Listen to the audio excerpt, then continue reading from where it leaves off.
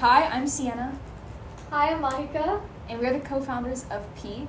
And today we have Zamaria Benzia, and I'm a licensed professional counselor in the state of Texas. Okay, awesome. So thank you so much for taking the time out to be able to meet us today. Of course. We just wanted to go over some topics that we feel are prevalent to teen mental health that are really important to teens all over the world these days. So I think one of the first questions that we have for you specifically is, could you tell us a little bit about what inspired you to become a counselor in the first place? Yeah. So it's funny because I just like to talk to people, and I remember telling people, I think I want to be a therapist, and they're like, you have to listen if you're talking to people. It's not just you talking all the time.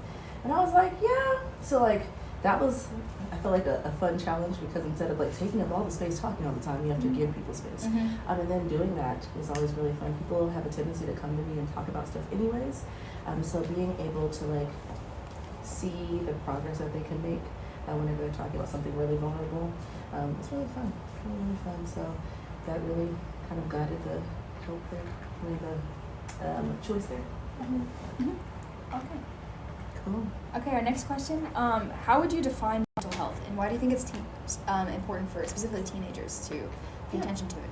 Yeah, so regular definition, because I did prepare for this before. So regular definition is just overall emotional, psychological, and social well-being. And if you look it up, that's what it says about mental health. And I think that's just really important on the way that we think, the way that we feel, and the way that we act towards other people. So with mental health, the better that you feel, the more likely you are to do things. So it's kind of like the success that you have at life, whatever you define success as, is dependent upon your mental health. So yeah, just overall well-being emotionally.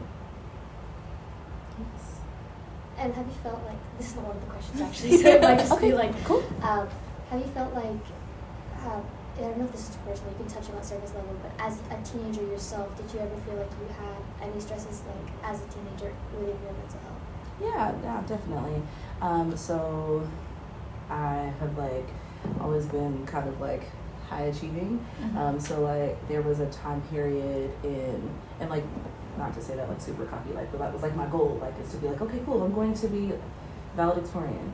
And I remember my junior year, the salutatorian, he got an A in a class that I got an A- in, so then his GPA was higher than mine. So for an entire semester, I was not valedictorian. And I was supposed to be the first black girl valedictorian at my school, and I was like, oh my gosh, I bet on this. I went to this school and stayed here specifically, didn't apply to any other schools so that I could be valedictorian, and I was about to lose it. So that was really stressful. I was also working at the time, so trying to figure out, okay, do I need to stop working so that I can get back to this goal? He got a whole bunch of scholarships and got really lax and ended up getting a C in a class. So I ended up still being valedictorian. But, congratulations. But it was really scary for 2 or 3 months. Yeah. So yeah. So I guess that was my biggest stressor, was okay, if this is my whole definition, what am I going to be now without this? And I think that's something that a lot of people struggle with, is figuring out, what is my definition going to be? It doesn't even have to be that your parents say, oh my gosh, you're smart and that's everything that you're worth. But it's kind of if somebody comes in and they're like, huh, you look sick today, and it's just the one day that you didn't have on makeup. They're not telling you that you shouldn't wear makeup, or that you should have days or always wear makeup, but that's what you receive, is that you should always wear makeup. So if you just always been good at doing things in school, then it might just be that you're okay, cool, I should always be good at school, and then that ends up being your definition. So I think challenging that was probably my biggest struggle. Did you find that there were any specific ways you dealt with that during those couple months? Finding other things to kind of fill my cup. So engaging with others. I have a good friend group during that time. So, and them pouring into me that I am quality, even if I'm not valedictorian, is probably the biggest thing. That's sweet. So that's completely a segue. You were talking about how teens deal with finding their definition. So what other challenges do you think that teens nowadays face that are that pose not a threat, but kind of impact their mental health? Well, definitely this generation was inside the house for 3 years. So there's just a lot of stressors that come with the fact that people were inside the house for 3 years and not able to engage. These years where it's really important for you to build social connections, you guys didn't have the opportunity to do that. And sometimes that causes people to just turtle shell forever, because it's comfortable here. You're able to find out how to do things on your own. You don't have to worry about being hurt. And idea is long term, like we're social creatures, you should engage with other people. But I think that the COVID thing was really big. Also just society in general, there's a lot of timelines that people expect that they're supposed to, okay, cool, you're supposed to graduate at this time, then you're supposed to go to college at this time, now you're supposed to get a master's at this time, and then you're supposed to get married, and then you're supposed to have kids, and a lot of people get really bogged down on those timelines. So that's a big stressor, I think, for teens is like, am I doing it right? You guys go to DeBakey, and I know that's like a very competitive school, so this idea that like, I have to do all of these things, and I need to not only do well in school, but I need to take a lot of AP classes and do well in those. I need to also do extracurriculars. I also need to volunteer. I also need to be in these different clubs. So there's a lot of stuff that comes up, and you're like, I should do all of these things. Sometimes people get really focused on what they should be doing instead of checking in with themselves. And the next thing you know, you're not feeling good, but you don't even remember when that started because you just have had your head down doing a lot of work. So just the expectations would be the short answer to that. Yeah, no, we completely agree. We just came from a volunteering event as a part of our nonprofit extracurriculars, so it's just adding more things to our plate. So for you, as you work with teens or just youth, or even people in general, what are some signs that teens especially are struggling with their mental health? Okay, I like to break this down into internalizing behaviors and externalizing behaviors. So internalizing behaviors are the things that are going on inside of you, and externalizing behaviors are things that are affecting other people. With internalizing behaviors, you might see a friend that is normally super social start to isolate. Or a person that maybe they weren't always social, but like they at least used to talk to some people, and now they're talking to nobody. Example, I know I keep bringing up COVID, but that was the big thing in COVID, and people are like, well, I'm introverted, but I don't want to not talk to anybody. That's intense. So yeah, isolation is one, and just my little preparation. So isolation, sleep struggles. So sleep struggles is a big one. Whenever you're finding yourself either wanting to sleep all of the time, or you're finding yourself not having the ability to sleep. With it not having the ability to sleep, a lot of times that has to do with some type of anxiety. And then constant lack of motivation. And lack of motivation even to do things that you enjoy. So like you enjoy hanging out with your friends, and you're like, man, like I know it would be great if I went to go hang out with them, and I'm just not feeling like doing that. So lack of motivation to do that. Sometimes even to do things that you know would be help your success like long term. So that's one. And then problems focusing. So those would be the internalizing ones. For externalizing, moodiness, aggression, any erratic behavior, or alcohol and substance use. So those would be the things, signs of like how it's affecting other people. It's important to note that for externalizing behaviors, those are the ones that people tend to notice first, because like, why are you snapping on your mom? You don't need to snap on your mom. Isolation, they're like, oh, she just could be having a bad day, or you know how teens are. So like, sometimes people have a tendency to let people isolate instead of checking in on, hey, okay, so what's going on here? So yeah. And maybe, I'm just thinking of past examples where I've had friends who did isolate, and sometimes, other people don't notice. It's not just like they're just like letting it happen, but it just seems like they spend time with other people and they forget about their friends, and it kind of sucks. Yeah, definitely. So yeah, those are big ones for sure. A lot of my training was in suicidal ideation in teens. So for some time I worked at Texas Children's Hospital doing the assessments for if you attempted suicide or engaged in any homicidal behavior and you're brought to the ER. I would do the assessment to decide if you need to go to a psychiatric hospital or if you need to go home with outpatient care. And there's just a lot of stressors that teens are experiencing where it's like hopelessness. This idea like, I don't see the point of tomorrow. Nothing is going to get better. The big thing with what I've noticed with the current generation is like existential things, like what is life going to be like? Do I even want to have kids? Do I even want to continue being here? Because like things are not going great. What if this happens? And a lot of living in the future. So sometimes that anxiety causes hopelessness. So would you suggest that they focus on now? Like, I'm a kid. I don't need to think about all these things for 10 plus years in the future? Yes. That's interesting. So that tails into the question of what you feel like are effective coping mechanisms for students who, or for teens especially, struggle with this kind of, mental health.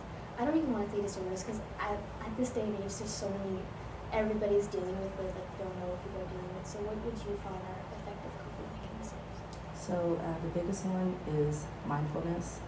So I know that schools have like been big on practicing like in teaching mindfulness right now, but like really paying attention to the things that are happening in the moment.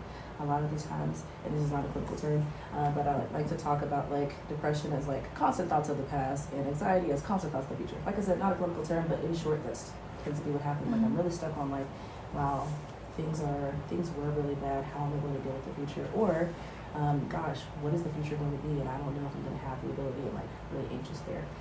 So with that, pulling yourself into the moment. Right now, I need to do this. I need to focus on this. This is what I can control. A lot of the times I like to describe it as like we have a backpack and just assessing what's in your backpack. Is the stuff in your backpack your parents, or is it your best friends, or is it stuff that maybe you can deal with later? Just really spending some time being mindful in that way. I will say that a thing that I've noticed that people struggle with, say for example, whenever you're trying to do meditation or yoga, it's like, oh, okay, well, let's clear your thoughts. And some people, me included, have a hard time doing that. But you don't have to clear your thoughts, but just observing them. In the same way that like, if you saw me consistently, one day I have on glasses, one day I don't, you're like, oh, she doesn't have on glasses today. And then that thought goes away because it didn't really mean that much to you. Allowing all of your thoughts to be like that. Just observing it as it goes by. Oh, she had on glasses. Okay, oh, she was hearing about this. Yeah, letting your thoughts float, and that can help you with the mindfulness. Not that you're deleting all your thoughts, because you might not be able to, but not honing in on them. That's a good tip. So, in scenarios where you're speaking with maybe people who came into the hospital or just kids in general, maybe even adults, how do you decide that something, maybe it's in the short term, like could become something more serious? Or like how do you weigh, I guess, like the observations that this is going to become a problem or this is just temporary? Yeah, so the big thing that makes something like a mental health like struggle is like the 4Ds. So if it's dangerous, if it's causing distress, it's causing dysfunction, and deviance. Jeez, that's the last one. Okay, so deviance. So deviance from the norm. So what is like the cultural expectations? And then are you deviating from that? So for example, you guys are in school, it is normal for you to be stressed about like a test that you have coming up. But is that stress causing you like life dysfunction to where it's like, okay, well, I am so stressed that I'm not able to take any steps. I'm not able to eat dinner. I'm not able to hang out with my friends. I'm not able to answer my parents. Now it's causing you dysfunction. Danger. Okay, so gosh, like I'm feeling really low. It's normal to feel sad about sad things, but you're so sad that you don't want to continue living. That is dangerous. Or even sometimes you're like, gosh, life is really perfect the way that it is right now, and I don't know if it'll ever get better. So what if I just, and then that's a dangerous thought as well because you are now not wanting to continue. And then like distress is like, I like to describe it as like there is a dumpster out there, and say the dumpster is on fire, and you have this water bottle. If you throw this water on the dumpster fire, it is not going to stop the dumpster fire. And that's what I like to call stress that has become too much, is that you have a certain amount of capacity, and that's the water in this water bottle, but you have this dumpster that's on fire, and that's all of the things that are happening in your life, so you just don't have enough capacity to cope with that. So that would be a thing that I say would be a part of dysfunction as well. That's a really good analogy. I think that's definitely something that I've never heard. That's like a really telling signs for realizing whether one's mental health struggle is just passing due to their circumstances. You know, whether you're just stressed with like finals week, or whether it's something that can morph into something bigger in the future. And so you had mentioned that people like the deviation from whether they're, you said culture, right? And I think that's one big thing, especially for us. We go kind of, even with our peers around us, the school culture itself is that, you know, everybody else is doing the same thing, so why are you sad about it if I'm taking the same test?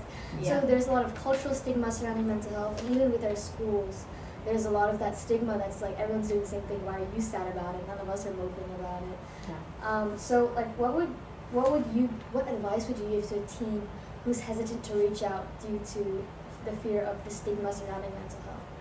Well, big one is whenever you're talking to a therapist, the things that you're saying are private. So it is all about you in that session. I know a lot of times you might have a friend that you're talking to about something that is stressful to you, and they might tell a story to relate because that's the way a conversation goes, but like, I don't have the capacity to deal with my stuff, and now I feel pressureful.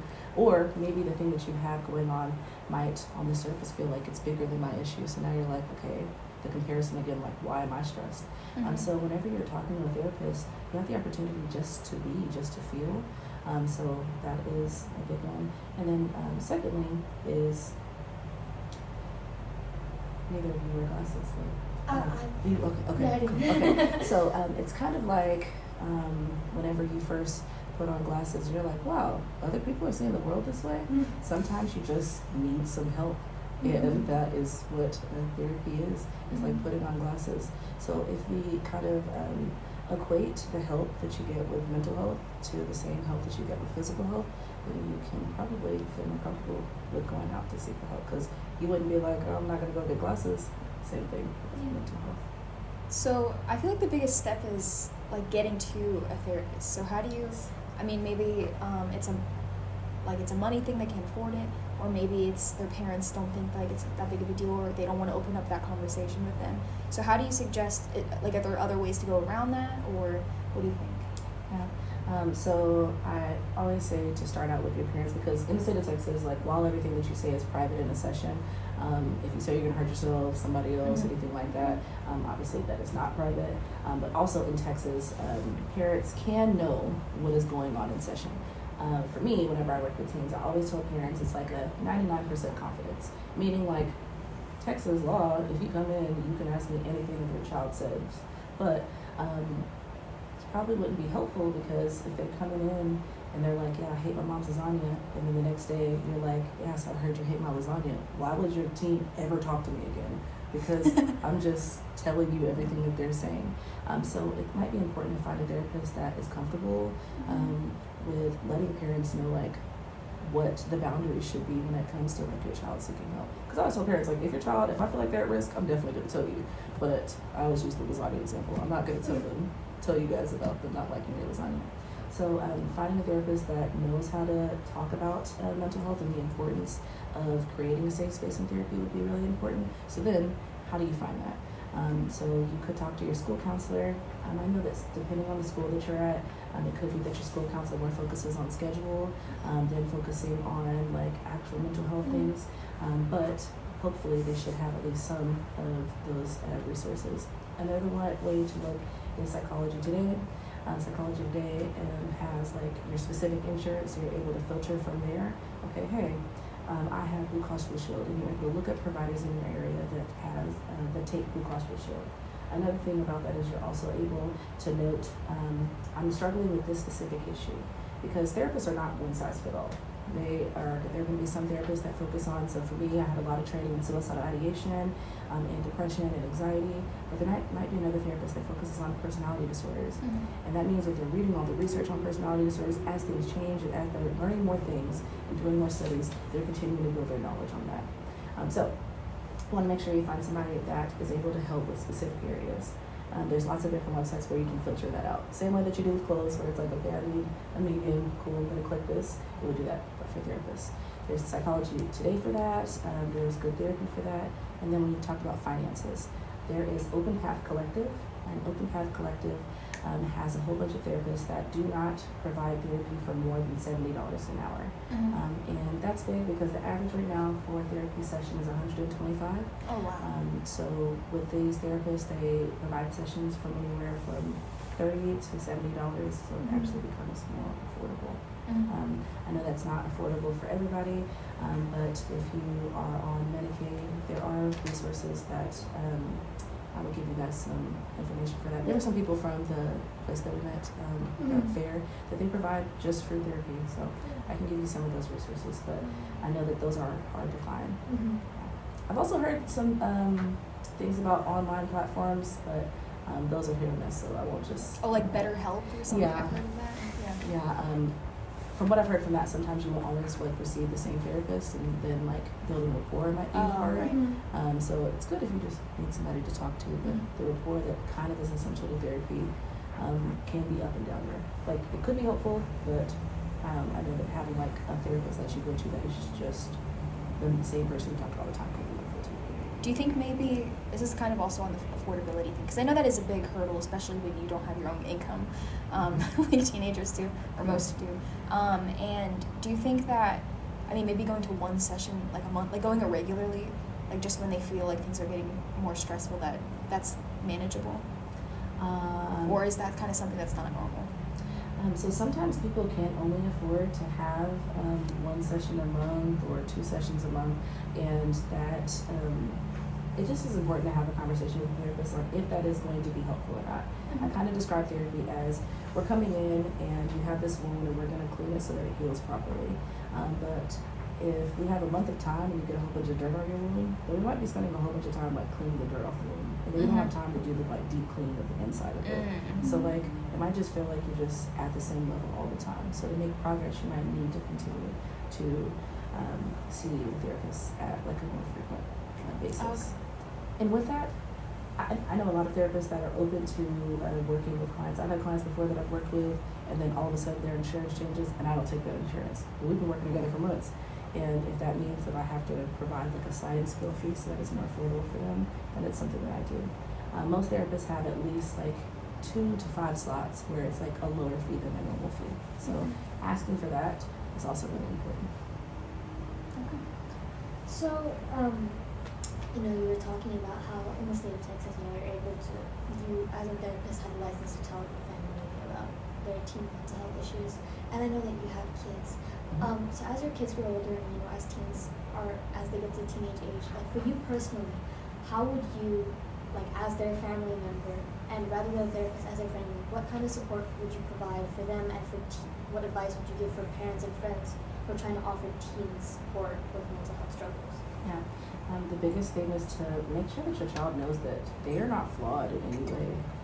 That you only have a certain amount of capacity, just like biologically, I'm sure you guys know that like your brain just isn't fully developed. So like sometimes I have a 3-year-old and I'm like, he's so smart, like I know that he knows this, but like he might just have spent all of his mental capacity today. Somebody told him no at the playground, his teacher told him no at this thing, so now I'm telling him no and he's flipping out, and that's appropriate because he's 3. And as his brain develops more, he'll have more capacity to deal with more no's throughout the day and be able to continue to engage appropriately. But what's appropriate kind of changes over time, so making sure that you are not attaching their emotional capacity to their intelligence or to their character, because I think that that's a big thing that people feel negatively about. Perfect time for me to come back. So would you say, you said like the mental capacity thing, do you think that's applicable to, I mean, anyone of any age? Like they just have a certain mental capacity and they get told like no, or some bad things happen and it just like a pimple explodes? Yes. Kind of like that? Okay, interesting. And that's where it's important for you to spend some time like checking in on yourself.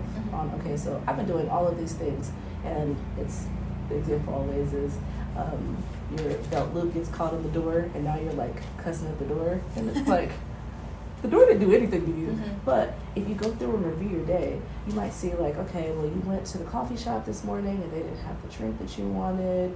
You woke up a little late and your hair was doing this weird thing that it normally doesn't do. You got to class and you were a little confused today. So like now your belt loop is caught on the door and you're upset, but you've actually kind of been struggling throughout the day, but just ignoring your feelings. So that's where like paying attention to what's going on is really important. So would a step to mitigate that so you don't scream at the door, would that be just kind of noticing like, hey, they don't have the drink I want, but it's okay, I'll get another one. Like just, I guess, actively thinking about it, so kind of cleaning it out as you go through so that it doesn't build up. Yes, and like, well, what does this mean to me too? I think that our culture is really big on, when I say like American culture, on like, just make lemonade. Hurry up and make lemonade. And I think it's okay for you to hold your lemon sometimes. Like, it is okay to be like, dang, this actually kind of sucks.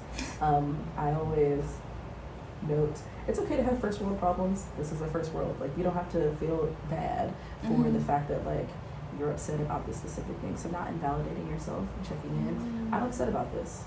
And what do I need to do because I'm upset about this? I might have less capacity to go. I might normally want to go do all of these things, but maybe I need to take one step back this time. Or maybe I had a plan to go out and work out, take care of myself in some way on Wednesday. Maybe I need to move that up to today. So just checking in on yourself on what you need after you feel those feelings. Sounds like some good advice. Yeah. Good, thank you. I'm happy that it's helpful. Happy that it's helpful. I know that you asked me about coping skills, and I only mentioned like one, but I do have some other coping skills too. Oh yeah, we'd love to know. Okay, awesome. So focusing on your breathing, a lot of the times that's just like a thing that we just naturally do. We're just like breathing throughout the day, like even right now we're all breathing right now. But like being really intentional about what is happening with your breathing. So square breathing, 5, 7, 8 breathings, just like being really intentional. So square breathing would be that you are like holding for 4, and then breathing out for 4. Breathing in for 4, holding for 4, breathing out for 4, and then holding for 4. And then 5, 7, 8 breathing would be the same, but with the 5, 7, 8. And another coping mechanism that I have is moving your body. So lots of different ways that you can move your body. Ideas like you can have a cheat code of giving yourself these neurotransmitters that are like happy chemicals. And moving your body is one of them. So you're giving yourself endorphins, and you're more likely to feel like you can cope with things. Next one is. Let me just swear, because that's what the whole nonprofit's about. It's about bettering teen mental health through physical fitness. She just kept looking at me like that's it's good to hear that it's working. Yes, definitely. Yeah, that endorphins really help. Really helps. I actually have this thing that I'll make sure to send to you guys that is helpful on science. Here we go.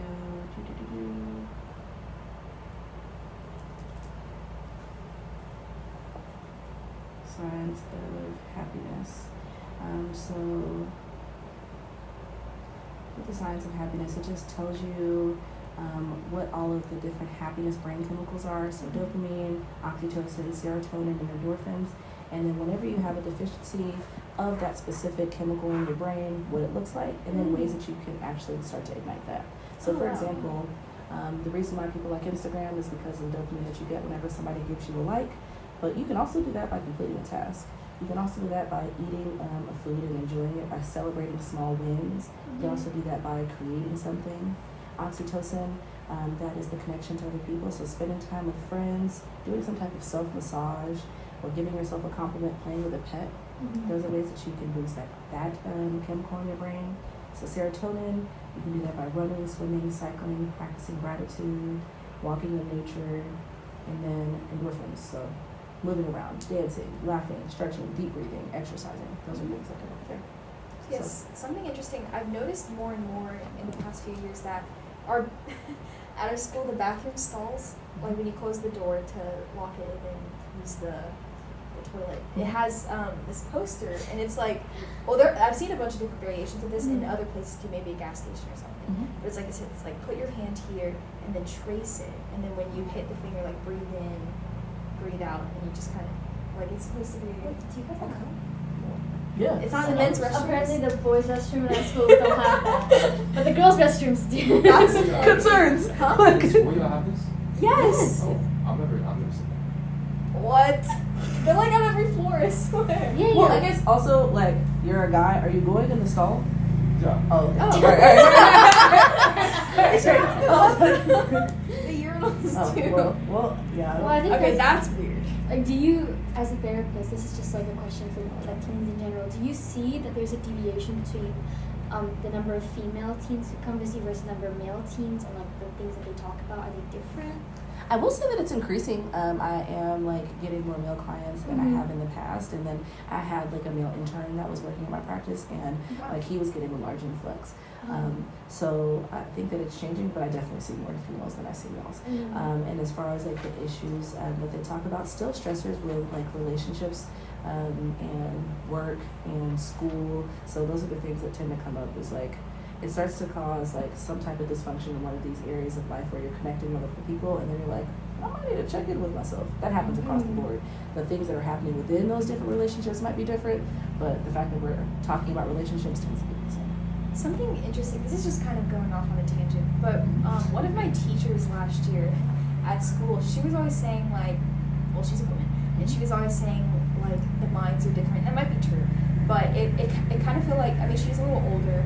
I don't know if it's related to that, or maybe the way she was like taught, like the way she was raised as a child, but it seems like she always said like, oh, women are always thinking of like a gajillion things at one time, and the guys are only thinking of one thing. And it was kind of like a joke, so the guys in my class were like, oh yeah, I'm only thinking about pizza right now, something like that. But I don't know. It seems like there's kind of a stigmatism about like women are more emotional. Like they think about their feelings. They're always thinking about a million things, and then guys are just like a lot more simple and they don't really care. They let a lot more things go. It's just feel like I don't know. Like I feel like a lot of people feel this way, but I don't think it's true. Sorry, I know that. So, I will say that like society does have a lot of expectations of women, like, and that the research actually kind of backs that there is this like thought that like women are supposed to do these things, and then like we internalize that, and it could be small stuff that people don't even know that they are saying. So when it's like, oh, okay, well, like, so, oh, your husband puts the baby to sleep, and that's actually like the way that they're saying it is actually kind of judgmental. But like, why could he not put the baby to sleep? Yeah. But there's this expectation that the mom should do these certain things. So that is the thing that comes up where there's these different expectations. I will say that there is a lot of criticisms of like disorders that say that something biological about a woman makes her more emotional because that could intensify the negative things that people feel about women. So I know that there's a lot of criticisms with that one, but it is true that our society does support it. Yeah. So you think it's more of like a social thing rather than a physiological? Yeah, I mean, it also is true that we have different hormones in that. So, yeah, but. Okay. So you had briefly touched on the fact that a lot of the teens who come in talk to you about relationships. So it's not on here, and this might be a controversial question, but I'm asking this because of our audience who we have currently on our platform. So do you feel like a romantic relationship is conducive to the environment that teens are in, like at our age currently, and what are your thoughts on that? It really depends on how that romantic relationship is. Like, what are all the aspects of this relationship? Is this person supportive or not? What are the expectations that this person has? And are you able to effectively communicate your boundaries? If you're at a place where you're spending 20% of your capacity on school, you're spending 20% of your capacity on volunteering, you're spending 20% of your capacity on doing things at home, then you only have 40% left. You need some for you. So are you comfortable at this time? Are you willing at this time? And would it be beneficial at this time for you to spend that 40% being in a relationship? And you have to check in on yourself on that. Some people are able to, okay, well, school is first for me because I have these specific goals, and they're able to really be focused on themselves. But a lot of people struggle to be able to check in on what they need, especially if you've had situations throughout your life that tell you that you should be pleasing others. So I agree. I've been taking a break from relationships for about 16 years now, so I think that, yeah, I'm 16 now. yeah. Thanks for sharing. I didn't think you were dating at 2 months old, so anyway. That's a good point.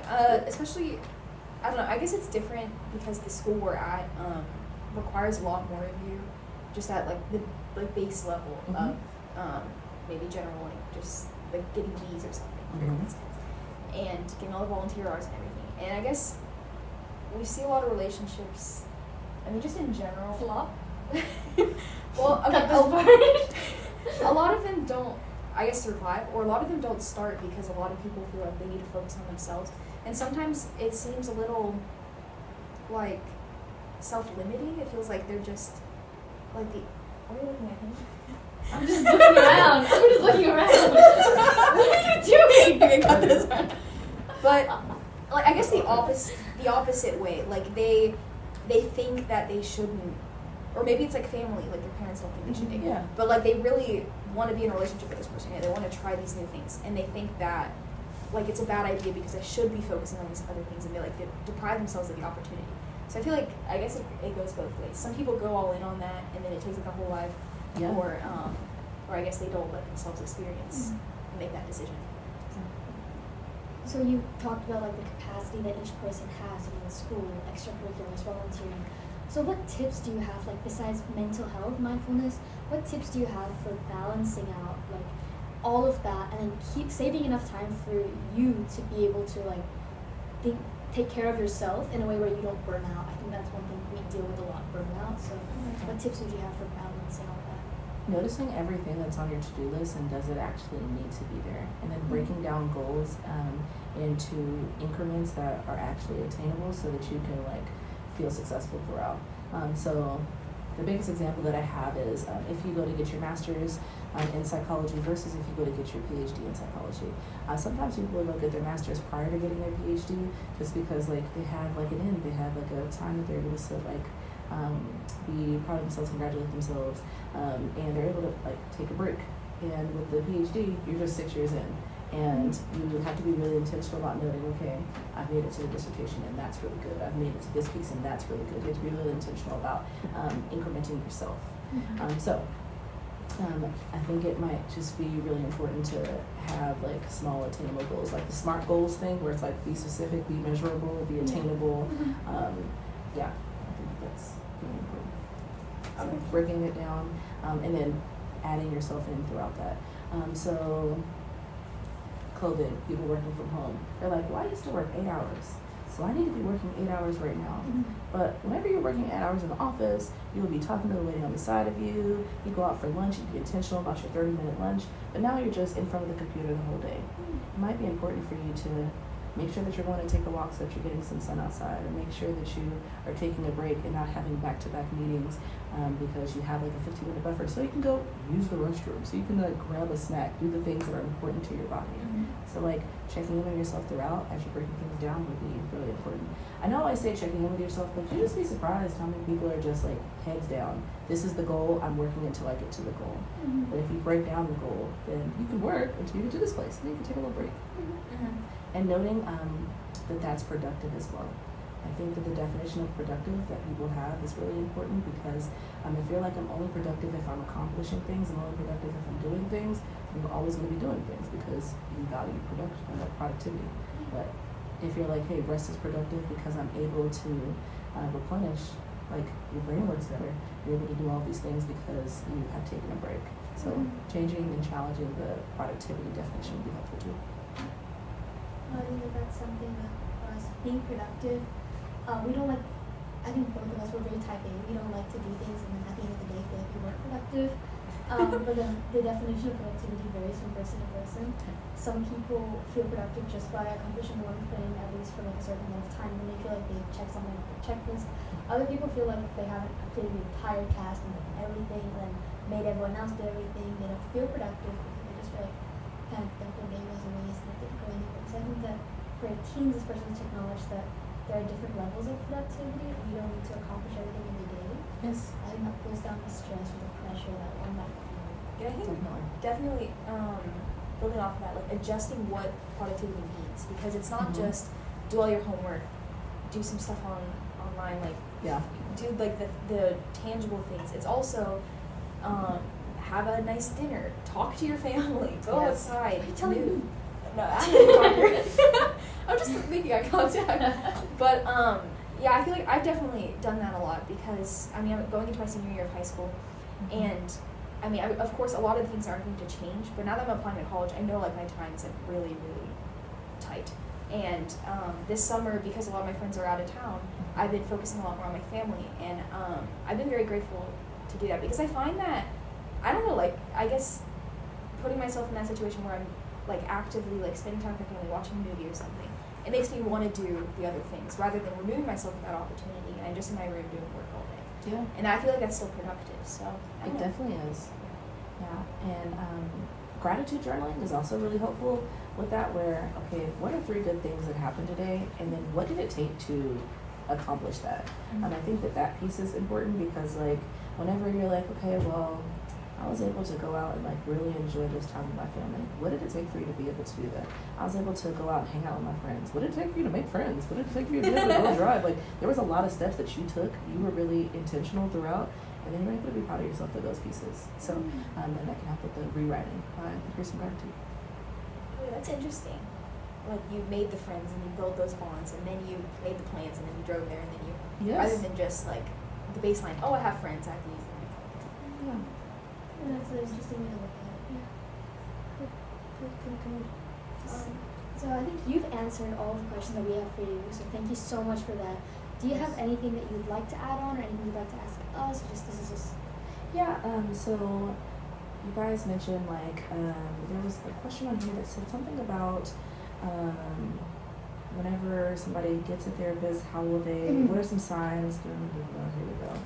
If you are seeking help, where is it? You said teenager or young adult look for when choosing a therapist Yes. or counselor? Yes. Yes. So look for somebody that you can connect with, somebody that's skilled in the area that you need help in, knowing that they're not one size fit all. But I also have some questions that you could ask yourself after you have a consultation. So in therapy, some practices have a consultation where you're able to go to the therapist, tell them the things they're struggling with. They can tell you how they provide services, their hours, their insurances that they take, and kind of get to know each other. After that consultation, if your therapist offers that, or if you have just a full first session, do I like this therapist? Do I feel understood and heard? Do I feel emotionally and physically safe here? Do I like how the therapist is carrying themselves? Does this therapist seem knowledgeable and competent? Do I feel comfortable in the office? Do I feel distracted or not engaged? My favorite question is, am I counting down the minutes to leave, or do I want to stay and talk? Does this therapist seem empathetic? You don't have to have a therapist that has gone through the exact same thing that you have gone through. They also don't have to look like you and have the exact same things going on. Identifiers. But do you feel like you're spending a lot of time explaining just who you are? Because there might be a therapist where you don't have to do that. So just checking in on that. Is this the right kind of therapy for me? It's important to know there's lots of different therapeutic styles. So I'm very CBT based. How are your thoughts connected to your behaviors? How are your behaviors connected to environmental feedback that you get? And some people are very somatic. Where do you feel that in your body? What is going on for you? Some people are very solution focused. Here's the problem. Let's talk about some solutions immediately. Then there's some people that are very psychoanalytic. How does your childhood connect to the things that are going on right now? So just checking in on the therapeutic style and approach that they have. And then lastly, does my therapist respect my boundaries? And then do I feel challenged? Of course, there's going to be a balance here because you might not be ready to talk about this thing, but is your therapist helping you get to that place, challenging you to where you still feel respected? So those are some good questions to ask. I just want to make sure that it's okay for you to not have a good fit the first time and to find somebody else. So not feeling like you're stuck there. So. You said challenged as the last one. Is that just not like pushing your boundaries, but making you open up more, or? Yeah, whenever you are talking about a thing, say for example, we've had a conversation about goals and you said that you want to attain this thing. Behaviors that you've been engaging in the past couple of sessions are not aligning with that.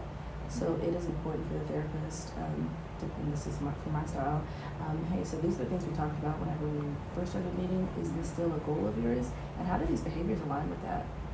If they're not aligning, then what is the reason for that? And then are we actually at a point where we have this goal, we want to attain it? Are we at a place where we can actually take the steps to do that? Because sometimes we're not. Sometimes you want to come in and work on this specific relationship, but you might not have the capacity right now. But are we working in another way? So maybe you came in wanting to talk about the relationship that you have with your parents. That might be a big deal, and you might not be able to talk about that at this time. We can work on how you can still feel safe emotionally during this. But does this show up in your other relationships? And it's showing up in the way that your friends are engaging with you? That might feel a little safer for us to work on right now. And then after you feel like you have accomplished some things there, then maybe we can work on brothers and sisters. Then after we feel accomplished there, then maybe we can work on teachers. And then after we feel accomplished there, then maybe we can work on parents. But taking the appropriate steps so that you feel challenged throughout, noticing that these things that are showing up might be showing up in other areas. So, There's like some strong insight. Still thinking about it. Very philosophical. Any more questions?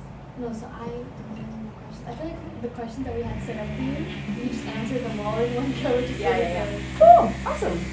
Yeah. Look.